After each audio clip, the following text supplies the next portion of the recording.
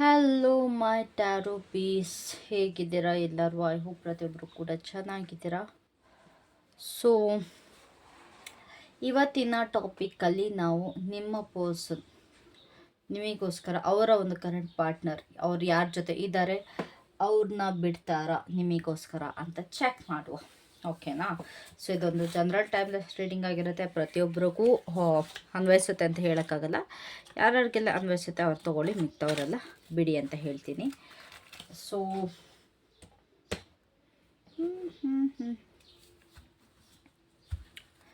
Wait, let me correct this. So personal reading ಬೇಕು ಅಂತಂದರೆ ತಮ್ಮನೇಲಲ್ಲಿ ನನ್ನ ಕಾಂಟ್ಯಾಕ್ಟ್ ನಂಬರ್ ಇದೆ, ನೀವು ಅದ್ರ ಮೂಲಕ ಕಾಂಟ್ಯಾಕ್ಟ್ ಮಾಡ್ಕೊಬೋದು ಇಫ್ ಇನ್ ಕೇಸ್ ನೀಡಿದ್ದೆ. ಓಕೆನಾ? ಯಾವುದೇ ಕಾರಣಕ್ಕೂ ಫ್ರೀ ರೀಡಿಂಗ್ ಪ್ರೊವೈಡ್ ಮಾಡಲ್ಲ, ಪೇಯ್ಡ್ ರೀಡಿಂಗ್ ಆಗಿರುತ್ತೆ. ಯಾರ್ಯಾರೆಲ್ಲ ನಂತರ ಮೂಡ್ ಆಫ್ ಆಗಿದ್ದೀರಾ ಅಥವಾ ಡಲ್ ಹೊಡಿತಾ ಇದ್ದೀರಾ ಹೇಳಿ, ಬಿಕಾಸ್ ನಮ್ಮ ಲೈಟ್ ಹತ್ತದಲ್ಲ, ಏನು ಮಾಡಿದ್ರು. ಸೊ ಎಲ್ಲ ಸ್ಟಾರ್ಟ್ ವಿತ್ ಯುವರ್ ರೀಡಿಂಗ್. ನಿಮ್ಮ ಪಾರ್ಟ್ನರಿಂದ ನಿಮ್ಮ ಮೇಲಿನ ಕರೆಂಟ್ ಫೀಲಿಂಗ್ಸ್, ಅವರ ಮೇಲಿನ ಕರೆಂಟ್ ಫೀಲಿಂಗ್ಸ್ ಏನು? Their feelings towards their current partner. ಅವರ ಒಂದು ರಿಲೇಷನ್ಶಿಪ್ಪಲ್ಲಿ ಯಾವ ರಿಲೇಷನ್ಶಿಪ್ಪಲ್ಲಿದ್ದಾರೆ, ಅವರಿಗೋಸ್ಕರ ಏನು ಟ್ರೂ ಆಗಿ ಫೀಲ್ ಮಾಡ್ತಾರೆ.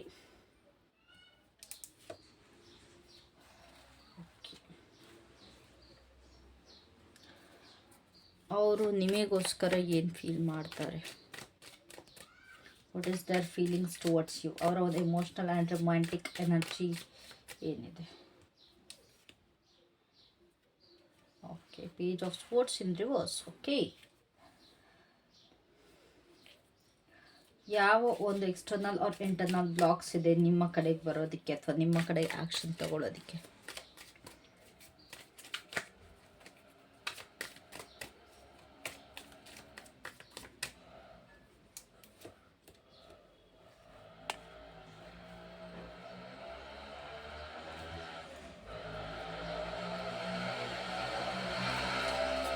ಚೇಂಜ್ ಆಗೋದಕ್ಕೆ, ಈ ಬದಲಾವಣೆ ಆಗೋದಕ್ಕೆ ಏನು ಆಗೋದು ನೆಸೆಸರಿ ಇದೆ?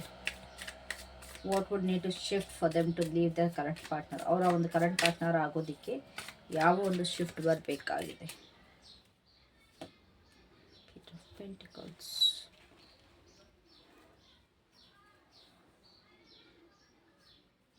What is the most probable outcome?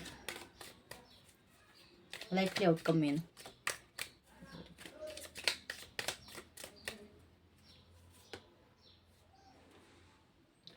Page of cups.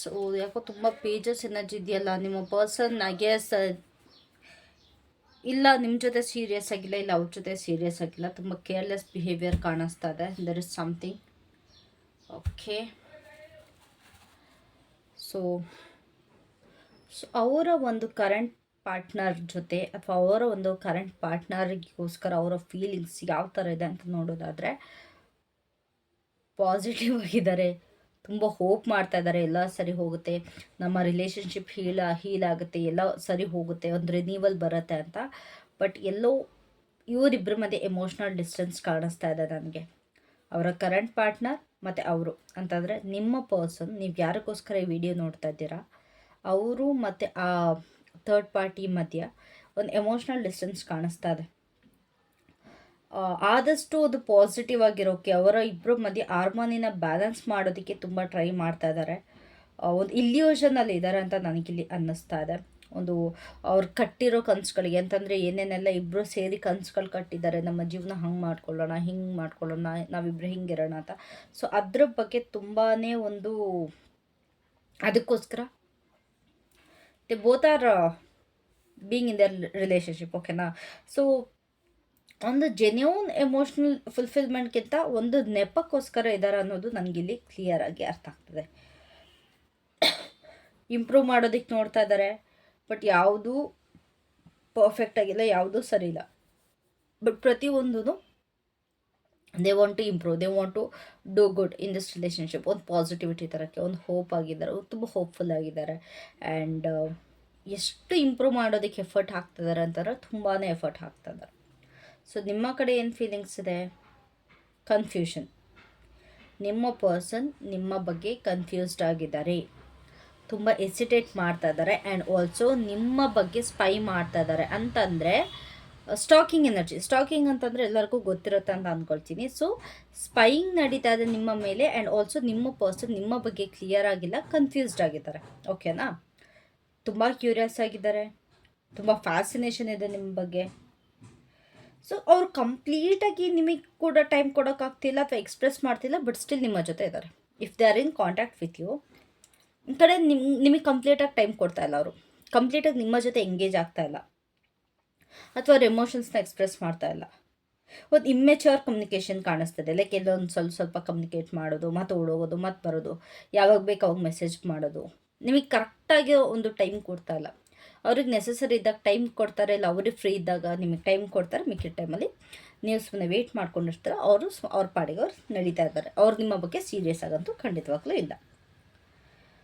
And ಎಲ್ಲಿ ಏನಾಗುತ್ತೋ ನಿಮ್ಮ ಜೊತೆ ಕಮ್ಯುನಿಕೇಟ್ ಮಾಡಿದ್ರೆ ಅಥವಾ ನಿಮ್ಮ ಜೊತೆ ಎಂಗೇಜ್ ಆದರೆ, ನಿಮಗೆ ಟೈಮ್ ಕೊಟ್ಟರೆ, ಎಲ್ಲಿ ನನ್ನ ಜೀವನದಲ್ಲಿ ಏನು ತಪ್ಪಾಗ್ಬಿಡುತ್ತೆ, ಎಲ್ಲಿ ಎಡುತ್ತೀನೋ ಅನ್ನೋದು ಭಯ ಇದೆ. ತುಂಬ ಎಮೋಷ್ನಲಿ ಇಮ್ಮೆಚ್ಯೂರ್ ಪರ್ಸನ್ ಇದ್ದಾರೆ ಇವರು. ಅವರ ಒಂದು ಫೀಲಿಂಗ್ಸ್ನ ಯಾವ ರೀತಿ ಹ್ಯಾಂಡಲ್ ಮಾಡಬೇಕು ಅನ್ನೋದು ಈ ಪರ್ಸನ್ಗೆ ಇನ್ನೂ ಗೊತ್ತಿಲ್ಲ. ಓಕೆನಾ? ಸೊ ಕಾನ್ಸಿಕ್ವೆನ್ಸಸ್ ಆಗೋ ಪರಿಣಾಮಗಳ ಬಗ್ಗೆ ತುಂಬ ಭಯ ಇದೆ ನಿಮ್ಮ ಸೈಡಿಗೆ. ಏನು ಸ್ಟಕ್ ಫೀಲ್ ಆಗ್ತಿದೆ? ಒಂದು ಫಾಸ್ಟ್ ಮೂಮೆಂಟ್ ಇತ್ತು. ಇಲ್ಲ, ಒಂದು ಥಿಂಗ್ಸ್ ತುಂಬ ಬೇಗ ನಡೆದೋಗ್ತಾ ಇದೆ. ತುಂಬ ಓವರಾಗಿ ಡೆವಲಪ್ ಆಗ್ತಾಯಿದೆ. ಪ್ರತಿಯೊಂದೂ ಕೂಡ ಅವರಿಬ್ಬರ ಮಧ್ಯೆ ತುಂಬ ಓವರಾಗಿ ಡೆವಲಪ್ ಆಗ್ತಾ ಇದೆ. ತುಂಬ ಬೇಗ ಎಲ್ಲ ಮುಗಿದೋಗ್ತಾ ಇದೆ. ಸೊ ಅವರ ಜೀವನದಲ್ಲಿ ಮಲ್ಟಿಪಲ್ ಡೈರೆಕ್ಷನ್ಸಿಂದ ಪುಲ್ಲಿಂಗ್ ಎನರ್ಜಿ ಬರ್ತಾ ಇದೆ. ಇಲ್ಲ ಅವ್ರ ಪರ್ಸನ್ ಜೊತೆ ಒಂದು ತುಂಬ ಬೇಗ ರ್ಯಾಪಿಡಾಗಿ ಎನರ್ಜೀಸ್ ಬರ್ತಾ ಇದೆ, ಇಲ್ಲ ನಿಮ್ಮ ಜೊತೆ ಬೇಗ ಆಗ್ತಾ ಇದೆ. ಲೈಕ್ ಎಲ್ಲ ಕ್ವಿಕ್ ಆಗಿ ನಡೀತಾ ಹೋಗ್ತಾ ಇದೆ. ಅವರಿಗೆ ತುಂಬ ಥರಗಳಿಂದ ಡೈರೆಕ್ಷನ್ಸ್ ಫುಲ್ ಮಾಡ್ತಾ ಇದೆ. ಅವ್ರನ್ನವರು ಗ್ರೌಂಡ್ ಮಾಡ್ಕೊಳ್ಳೋದಕ್ಕಾಗ್ತಿಲ್ಲ, ಆ್ಯಂಡ್ ಆಲ್ಸೋ ಕ್ಲಿಯರ್ ಡಿಸಿಷನ್ ಮಾಡೋದಕ್ಕಾಗ್ತಿಲ್ಲ. So they are not able to take action. ನಿಮ್ಮ ಕಡೆಗೆ ಆ್ಯಕ್ಷನ್ ತೊಗೊಳಕ್ಕಾಗ್ತಿಲ್ಲ. ಇದರಿಂದ ಅವರು ಸ್ಟಕ್ ಫೀಲ್ ಮಾಡ್ತಿದ್ದಾರೆ. ಯಾಕೆ? ತುಂಬ ಕಡೆ ಡೈವರ್ಷನ್ಸ್ ಇದೆ, ತುಂಬ ಡೈವರ್ಟ್ ಆಗಿದ್ದಾರೆ, ಕ್ಲಿಯರ್ ಡಿಸಿಷನ್ ಮಾಡೋದಕ್ಕಾಗ್ತಾ ಇಲ್ಲ. ಆ್ಯಂಡ್ ಆಲ್ಸೋ ಅವರ ಜೀವನದಲ್ಲಿ ಎಲ್ಲ ಪ್ರತಿಯೊಂದು ಬೇಗ ಆಗ್ತಾ ಇದೆ, ಮೂವಿಂಗ್ ಫಾಸ್ಟ್. ಓಕೆನಾ? ಏನಾಗಬೇಕು? ಅವರು ನಿಮ್ಮ ಕಡೆಗೆ ಬರೋದಕ್ಕೆ ಏನು ಆಗಬೇಕು? ಅವರ ಜೀವನದಲ್ಲಿ ಒಂದು ಗ್ರೌಂಡಿಂಗ್ ಎನರ್ಜಿ ಬರಬೇಕು. ಅವ್ರು ಪ್ರಾಕ್ಟಿಕಲ್ ಆಗಿರಬೇಕು ಮತ್ತು ಫೋಕಸ್ಡ್ ಆಗಿರಬೇಕು. ತುಂಬ ಸೀರಿಯಸ್ ಆಗಿ ಕಮಿಟ್ ಆಗಿರೋ ಎನರ್ಜಿ ಬೇಕಾಗಿದೆ ನಿಮ್ಮ ಕಡೆಗೆ. ಓಕೆನಾ? They are not serious and commitment ಕೂಡ ಕೊಡೋದಕ್ಕೆ ರೆಡಿ ಇಲ್ಲ.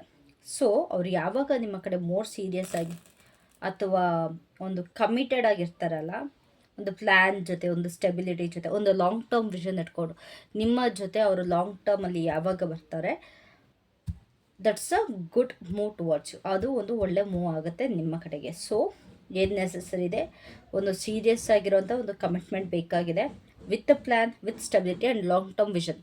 ನಾನು ಈ ಪರ್ಸನ್ ಜೊತೆ ಲಾಂಗ್ ಟರ್ಮ್ ಇರ್ತೀನಿ, ನಾನು ಈ ಪರ್ಸನ್ ಜೊತೆ ಯಾವುದೇ ಕಾರಣಕ್ಕೂ ನಾನು ಬಿಟ್ಕೊಡಲ್ಲ, it's a long term for me ಅಂತ ಅವರು ಮೆಂಟಲಿ ಫಿಕ್ಸ್ ಆಗಿ ಬರಬೇಕು. ಈ ಮೆಚ್ಯೂರಿಟಿ ಬರಲ್ಲ ಅಂತಂದರೆ ಅವರ ಜೀವನದಲ್ಲಿ ಏನು ಚೇಂಜಸ್ ಬರಲ್ಲ, ಅಥವಾ ನಿಮ್ಮಿಬ್ಬರ ರಿಲೇಷನ್ಶಿಪ್ಪಲ್ಲಿ ಯಾವ ಚೇಂಜಸ್ ಕೂಡ ಬರಲ್ಲ. ಸೊ ಮೇನ್ ಬೇಕಾಗಿರೋದು ಅವ್ರಿಗೆ ಸೀರಿಯಸ್ ಕಮಿಟ್ಮೆಂಟ್ ಬೇಕು ನಿಮ್ಮ ಕಡೆಗೆ.